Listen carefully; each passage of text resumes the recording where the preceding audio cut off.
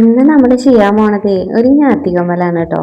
എനിക്ക് സാരിക്ക് മാച്ചിന് ഞാൻ ഉണ്ടാക്കുന്ന ഒരു ഞാത്തിക്കമ്മൽ എനിക്ക് കുറേ നന്നായിട്ട് ഉണ്ടാക്കാൻ അറിയുമെന്ന് ചോദിച്ചാൽ അത് നമുക്ക് ഇല്ല എന്ന് തന്നെ പറയാം.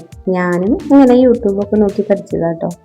അപ്പം ഒരു കമ്മൽ ഉണ്ടാക്കി നോക്കാം. നിങ്ങൾക്ക് ഇഷ്ടപ്പെടുകയാണെന്നുണ്ടെങ്കിൽ നിങ്ങളും ഉണ്ടാക്കി നോക്കണം കേട്ടോ.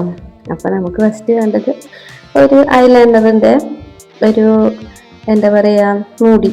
ഐലൈനറിൻ്റെ മൂടിയിൽ നമ്മൾ ഫ്ലവർ കമ്പി വെച്ചിട്ട് ഒന്ന് ചുറ്റി കൊടുക്കുന്നു. എന്നിട്ട് അത് കട്ട് ചെയ്യുന്നു. അത് വേണോ അത് നിർബന്ധമാണോ എന്ന് ചോദിച്ചാൽ അത് അത്യാവശ്യമൊന്നുമില്ല. പക്ഷേ ഞാനത് വെച്ചിട്ടാണ് ചെയ്യണത്. അപ്പം നമുക്കൊരു ബേസ് കിട്ടുമല്ലോ.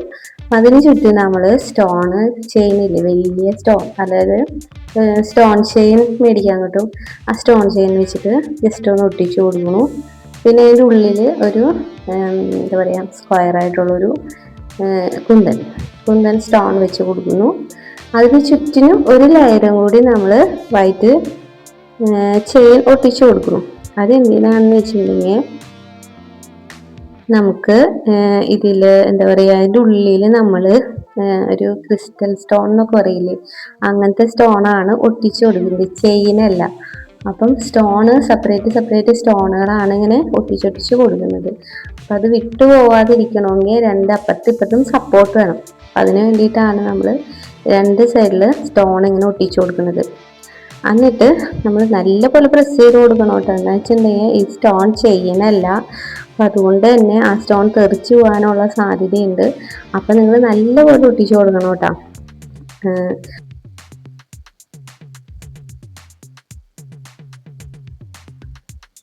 അതിനുശേഷം നമ്മളതൊക്കെ നല്ലോണം കട്ട് ചെയ്ത് ക്ലിയർ ആക്കി എടുക്കണം.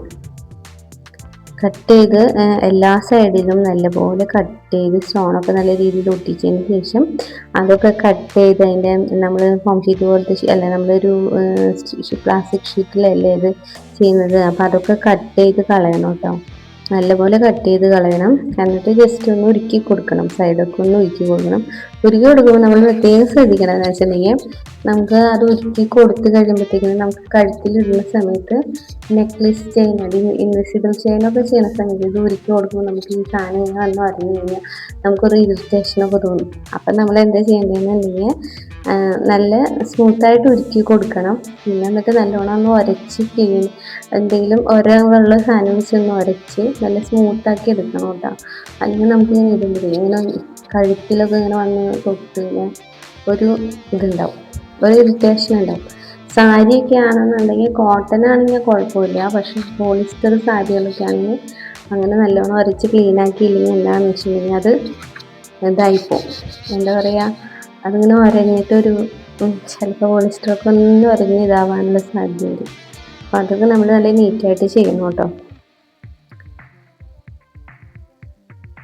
പിന്നെ ഞാൻ ഈ കളറ്, അതായത് ഈ ബ്ലൂ കളറിലുള്ള ഒരു സാരിക്ക് വേണ്ടിയിട്ട് സെറ്റ് ചെയ്ത കമ്മലാണിത്.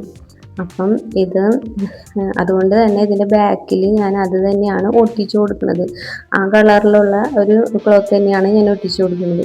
അപ്പോൾ പിന്നെ അങ്ങോട്ടും ഇങ്ങോട്ടൊക്കെ കമ്മൽ ചെരിഞ്ഞാലും അതങ്ങനെ വൃത്തികേടായിട്ട് കിടക്കില്ല. അപ്പോൾ നല്ല ഭംഗിയായിട്ട് തന്നെ അങ്ങനെ കിടന്നോളൂ.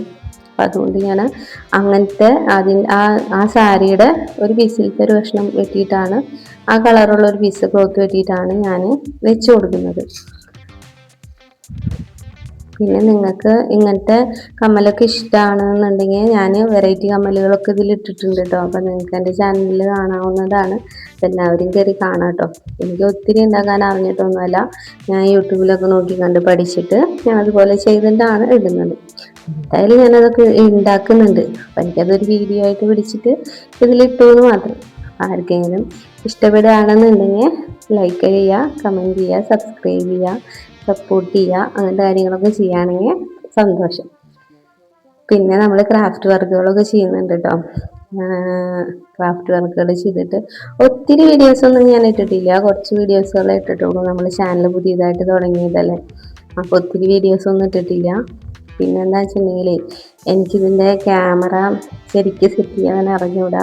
നിങ്ങൾക്ക് ശരിക്കായിട്ട് അത് ആദ്യമായിട്ടുള്ള ഒരു ഇതായതുകൊണ്ട് തന്നെ അത് വിഷ്വലൊന്നും ചിലപ്പോൾ ക്ലിയറായിട്ട് അങ്ങനെ ഇങ്ങനെ പഠിച്ചു തരുന്നേ ഉള്ളൂ. അപ്പം അതിൻ്റേതായിട്ടുള്ള കുറച്ച് ബുദ്ധിമുട്ടുകളൊക്കെ ഇതിൽ കാണുന്നുണ്ട്. ഞാനും കാണുന്നുണ്ട് വീഡിയോ കണ്ടപ്പോൾ.